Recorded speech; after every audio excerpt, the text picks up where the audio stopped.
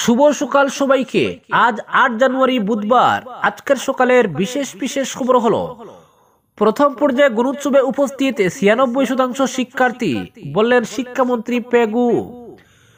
শুনানি পিছিয়ে আজ পঞ্চায়েত বোর্ডের ভবিষ্যৎ আদালতে। বিদেশি লগ্নি টানতে রাষ্ট্রদূতের সঙ্গে ম্যারাথন বৈঠকে মুখ্যমন্ত্রী হিমন্ত। মেঘালয়ে কয়লা খনিতে অঘটন ঘটলেই খবর হয়, না হলে সবকিছু চলে স্বাভাবিক নিয়মে। বেলাগাম লুবের পরিণতি।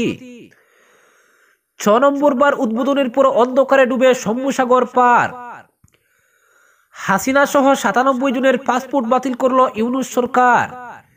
এবং সর্বশেষ খবরটি হলো, HMP ভাইরাস নিয়ে আতঙ্কের কিছু নেই, জানালেন ওয়ার্ল্ড হেলথ অর্গানাইজেশনের বিজ্ঞানী।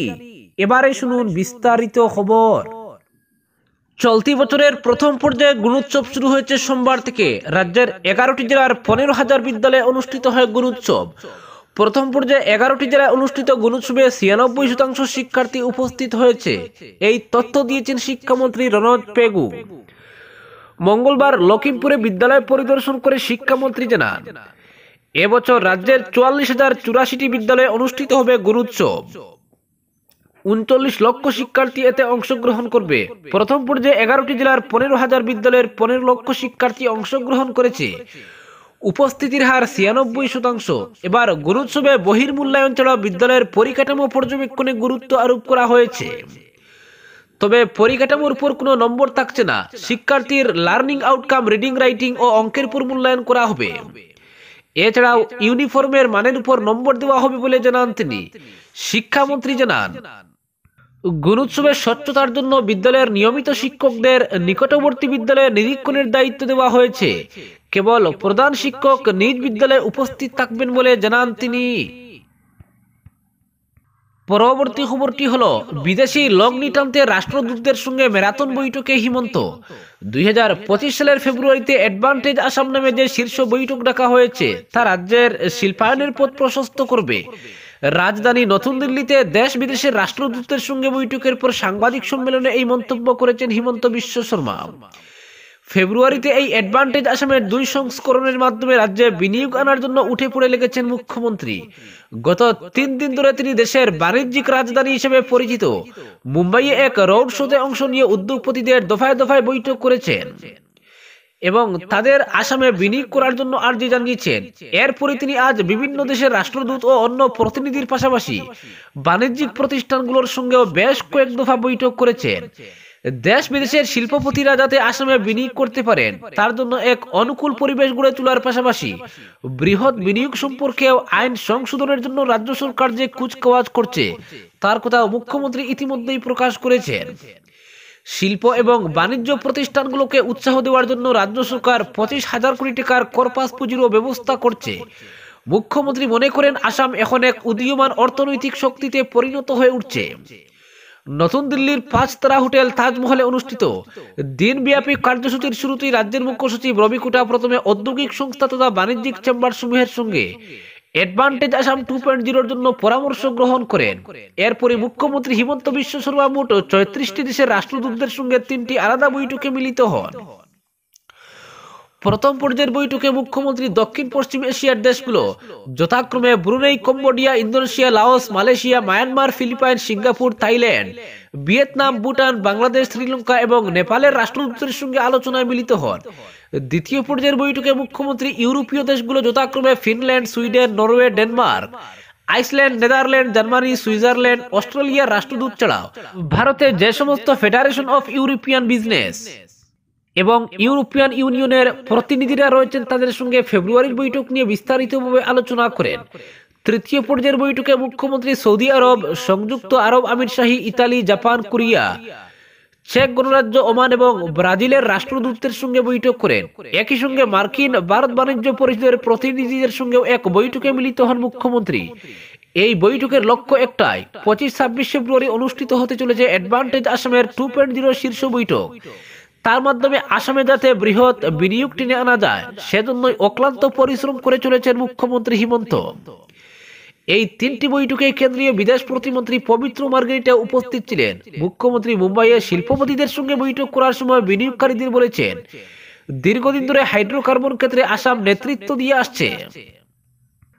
তাছাড়া পর্যটন উদ্যোগ আসামে এখন এক শক্তিশালী রূপে আত্মপ্রকাশ করেছে। এখন সেমিকন্ডাক্টর ক্লাস্টার এবং প্রতিরক্ষামূলক উৎপাদন কার্যে বিশেষ গুরুত্ব আরোপ করে আসছে আসাম। সাংবাদিক সম্মেলনে মুখ্যমন্ত্রী আরো জানান, আসামে প্রতিরক্ষা করিডোর স্থাপনের জন্য ইতিমধ্যেই তিনি কেন্দ্রীয় সরকারের কাছে আবেদন জানিয়েছেন। উত্তরপ্রদেশ এবং তামিলনাড়ুর পর খুব শীঘ্রই আসামও প্রতিরক্ষা বিষয়ে ঔদ্যোগিক করিডোর লাভ করতে সক্ষম হবে বলে আশা ব্যক্ত করেন মুখ্যমন্ত্রী। আসামের পরিকাঠামোগত উন্নয়নের জন্য কেন্দ্র এবং রাজ্য সরকার সম্মিলিতভাবে 1.5 লক্ষ কোটি টাকা বিভিন্ন উন্নয়নমূলক প্রকল্পে ব্যয় করছে। উল্লেখ্য, আগামী 24 ফেব্রুয়ারি অ্যাডভান্টেজ আসাম 2.0 বৈঠক উদ্বোধন করবেন প্রধানমন্ত্রী নরেন্দ্র মোদী। পরবর্তী খবরটি হলো, অঘটন ঘটলেই খবর হয়, না হলে সবকিছু চলে স্বাভাবিক নিয়মে। 2014 সালে supreme court red hole mining এর নিষেধাজ্ঞা আরোপ করেছিল। এর প্রেক্ষিতে ন্যাশনাল গ্রিন ট্রাইব্যুনাল বা এনজিটিও কঠোরভাবে নিষেধাজ্ঞা কার্যকর করতে কেন্দ্র ও সব রাজ্য সরকারকে নির্দেশ দেয়। গৌহাটি হাইকোর্ট একাধিক রায় এই নিষেধাজ্ঞা কার্যকর করতে বলেছিল, কিন্তু কোথায় কি সব নিষেধাজ্ঞা সত্ত্বেও এই রাজ্যে যে রেড হোল মাইনিং বহাল তবিয়তে চলছে তা সোমবারের উমরাংশুর বিপর্যয় আমাদের নতুন করে চোখে আঙ্গুল দিয়ে দেখিয়ে দিল। পাহাড়ি জেলা ডিমা হাসার অত্যন্ত সমৃদ্ধ জনপদ উমরাংশু একদিকে প্রকৃতি অকৃপণভাবে এই এলাকাটিকে কুলে রেখে তুলেছে, অন্যদিকে মাটির গর্ভে রয়েছে অপার সম্পদ, যাকে আমরা কালো সোনা বলে থাকি। ডিমা হাসাওয়ার সদর শহর থেকে হাফলংয়ের দূরত্ব বেশ খানিকটা। কপিলী নদীর উপরে নিপ করে একটি বাঁধ রয়েছে, এটি জল বিদ্যুৎ প্রকল্প। এই বাঁধের পরেই শুরু হয়ে যায় মেঘালয়ের সীমানা, ফলে সব দিক দিয়ে উমরাংশুর গুরুত্ব আলাদা। উমরাংশুর সোমবারের ঘটনার পর হঠাৎ করে সবার ঘুম ভেঙেছে। মুখ্যমন্ত্রী নিজেও মঙ্গলবার স্বীকার করে নিয়েছেন বেআইনি কয়লার খনি রয়েছে এই অঞ্চলে, তদন্ত করতে হবে। প্রশ্ন হলো, এতদিন সরকার জানতো না ওই অঞ্চলে দেশের সব আইন কানুনকে বুড়ো আঙ্গুল দেখিয়ে এভাবে রেড হোল মাইনিং চলছে? এই সরকার দিশপুরের দায়িত্ব নেওয়ার পরেই সারা রাজ্যে বেআইনি কয়লা বাণিজ্যের উপর সার্জিক্যাল স্ট্রাইক করেছিল, কিন্তু তখন কোন এক জাদু বলে উমরাংশুর কয়লা বাণিজ্য অক্ষত থেকে যায়। এই বাণিজ্যের সঙ্গে পাহাড়ের প্রভাবশালীরা জড়িত না থাকলে কি করে এমনটা চলতে পারে? কিভাবে পাহাড়ের পাতি নেতারা, প্রাক্তন জঙ্গি নেতারা শ কোটি টাকার সম্পত্তির মালিক হয়ে যান এত কম সময়ে? উমরাংশুতে প্রাক্তন জঙ্গি নেতাদের কি করে শখানেক ডাম্পার এক্সকাভেটর থাকে? এটা জানতে হলে রকেট বিজ্ঞানী হওয়ার প্রয়োজন রয়েছে কি? উমরাংশু বাজারে কোনো পান দোকানের কাছে এসব খবর রয়েছে, কিন্তু জানে না শুধু প্রশাসন। এই বেলাগাম লোভ, যথেচ্ছ বেআইনি বাণিজ্যের জন্যই আজ অন্ধকার সুড়ঙ্গে ফেসে রয়েছেন দরিদ্র শ্রমিকরা। এদের কেউ এই মুহূর্তে বেঁচে রয়েছেন কিনা তাও জানা নেই। তদন্ত হবে, কয়েকজন চুনোপুটি ধরা পড়বে, লাশ পিছু লক্ষ টাকা ক্ষতিপূরণ ঘোষণা হবে, তাতেই সব শেষ। আমরা সব অপেক্ষা করে থাকবো পরবর্তী আরেক এমন বিপর্যয়ের জন্য।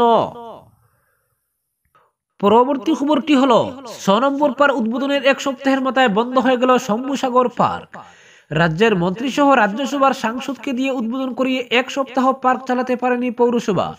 পার্কে 2 দিন ফাস্ট ফুড ব্যবসায়ীরা বসে, পরদিন থেকে তারা রাস্তার পাশেই বসছেন। বর্তমানে অন্ধকারে ডুবে রয়েছে এই পার্ক। কংগ্রেস আমলে রাজ্যের তৎকালীন প্রভাবশালী মন্ত্রী গৌতম রায়কে দিয়ে শম্ভুসাগর পার্কের উদ্বোধন হয়েছিল।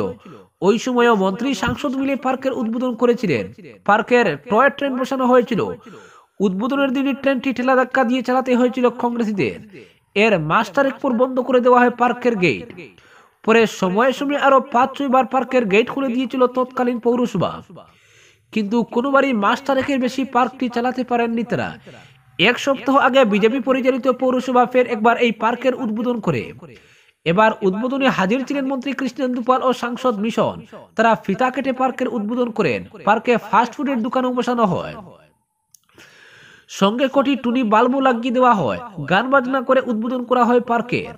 জানা যায় পার্কে নবরূপে সাজাতে মোটা টাকার প্রকল্প মঞ্জুর হয়েছে, টাকা আটকে রয়েছে, ফলে মন্ত্রীকে ওই টাকা চুটিয়ে আনার অনুরোধ জানানো হয়। কৃষ্ণেন্দু পালও বক্তব্যে এই পার্কে তার কলেজ জীবনে কাটানো স্মৃতি রোমন্থন করেন। বক্তব্যে পার্ক নিয়ে স্বপ্নের কথা শোনান মিশন রঞ্জন দাসও। এতটুকু পর্যন্ত সবই ঠিক থাকলেও 1 সপ্তাহের মধ্যেই সবকিছু শেষ হয়ে গেছে।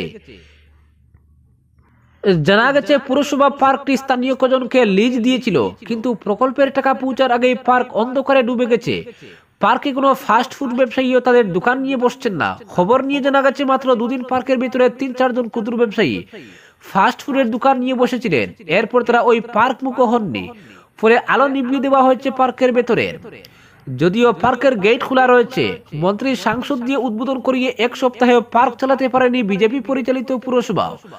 তবে কি কারণে শহরের বুকে থাকা মৃতপ্রায় পার্কে তড়িঘড়ি করে উদ্বোধন করানো হলো, এ নিয়ে রহস্যের সৃষ্টি হয়েছে। পরবর্তী খবরটি হলো, হাসিনা সহ 97 জনের পাসপোর্ট বাতিল করল ইউনূস সরকার। আরো বিপদ বাড়লো বাংলাদেশের প্রাক্তন প্রধানমন্ত্রী শেখ হাসিনার। তার পাসপোর্টই এবার বাতিল করে দিল মোহাম্মদ ইউনূস পরিচালিত অন্তর্বর্তী সরকার। সেই সঙ্গে আরো 96 জনের পাসপোর্ট বাতিল করা হয়েছে। গত জুলাই মাসে বাংলাদেশে যে গণ আন্দোলন হয়েছিল, সে সময় হত্যা এবং মানুষজনকে গুম করার অভিযোগে 97 জনের পাসপোর্ট বাতিল করেছে ইউনূস সরকার। তাদের মধ্যে 22 জনের বিরুদ্ধে মানুষকে গুম করার অভিযোগ রয়েছে, 75 জনের বিরুদ্ধে হত্যাকাণ্ডে জড়িত থাকার অভিযোগ রয়েছে।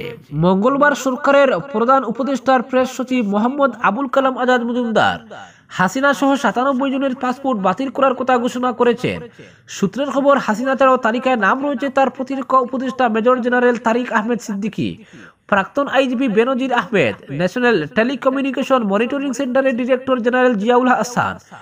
গত বছর গণ আন্দোলনের জেরে ক্ষমতাচ্যুত হন হাসিনা, বাংলাদেশ ছেড়ে চলে যান তিনি। বর্তমান অন্তর্বর্তী সরকার গণ আন্দোলনে নিহতদের তালিকা তৈরি করেছে। প্রথম ধাপে 826 জনের নাম প্রকাশ করা হয়েছে। আন্তর্জাতিক অপরাধ ট্রাইব্যুনালে এই খুনের ঘটনাগুলি বিচার চলছে। ওই মামলায় হাসিনার বিরুদ্ধে গ্রেফতারি পরোয়ানাও জারি করা হয়েছে। হাসিনা ক্ষমতাচ্যুত হওয়ার পরে অভিযোগ উঠেছে যে গত 15 বছর ধরে বাংলাদেশে বহু মানুষ নিখোঁজ হয়েছেন। 2009 সাল থেকে 2024 সালের আগস্ট পর্যন্ত নিখোঁজ হওয়ার ঘটনার তদন্তের জন্য একটি কমিশনও তৈরি করেছে ইউনূস সরকার। গত ডিসেম্বরে ওই কমিশন একটি অন্তর্বর্তী রিপোর্ট পেশ করেছে সরকারের কাছে। ওই রিপোর্টে দাবি করা হয়েছে, হাসিনা সরকারের নিরাপত্তা বাহিনী আন্দোলনকারীদের নির্যাতন করেছে। সেখানে আরো দাবি করা হয়েছে, বিভিন্ন জনকে বাহিনীর সদস্যরা তুলে নিয়ে গিয়ে দিনের পর দিন আটকে রাখতেন, নির্যাতন করতেন। কাউকে কাউকে 8 বছর পর্যন্ত বন্দী করে রাখা হয়েছিল বলে দাবি রিপোর্টে। কোনো বন্দীকে খুন করে দেহ নদীতে ফেলা হয়েছে। কমিশনের দাবি, তারা 1676টি নিখোঁজ হওয়ার অভিযোগ পেয়েছে। 758 জনের অভিযোগ খতিয়ে দেখা হচ্ছে। এবার আন্দোলনকারীদের নির্যাতনে ঘটনায় জড়িত থাকার অভিযোগে হাসিনা সহ 97 জনের পাসপোর্ট বাতিল করা হলো। অপরদিকে হিউম্যান মেটানিউমোভাইরাস অথবা HMPV নিয়ে আতঙ্কের কিছু নেই। মঙ্গলবার এক্স হ্যান্ডেলের একটি পোস্টে আশ্বস্ত করলেন বিশ্ব স্বাস্থ্য সংস্থার প্রাক্তন প্রধান বিজ্ঞানী ডক্টর সৌম্যা স্বামীনাথন। আমজনতার প্রতি তার পরামর্শ, জীবাণু সংক্রমণ সংক্রান্ত খবরে কৌতূহলের বদলে যে কোনো ধরনের শ্বাসকষ্টজনিত অসুস্থতা নিয়ে সতর্ক থাকতে হবে আমাদের।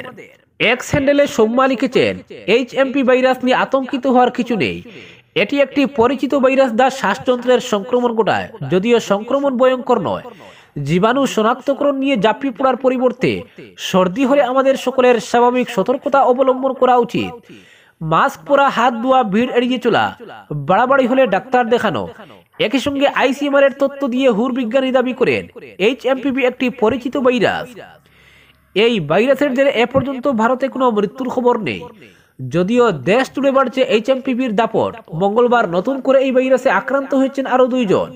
মহারাষ্ট্রে 2 আক্রান্তের বয়স যথাক্রমে 7 এবং 13 বছর। তবে আক্রান্তের সংখ্যা বাড়লেও আতঙ্কিত না হওয়ার বার্তা দিয়েছেন কেন্দ্রীয় স্বাস্থ্যমন্ত্রী JP নাড্ডা। একটি ভিডিও বার্তায় তিনি বলেন, HMPV নতুন ভাইরাস নয়। উল্লেখ্য, গত কদিন ধরেই করোনা সংক্রমণের ভয়ঙ্কর দিনগুলোর কথা মনে করাচ্ছে নয়া HMPV। করোনার শুরুর দিনগুলির সঙ্গে সাদৃশ্য খোঁজার চেষ্টা করেছেন অনেকেই, কেননা সেবারও চীনে শুরু হয়েছে সংক্রমণ। তারপর সেখান থেকে ছড়িয়ে পড়েছিল সর্বত্র, তার মধ্যে ভারতও ছিল।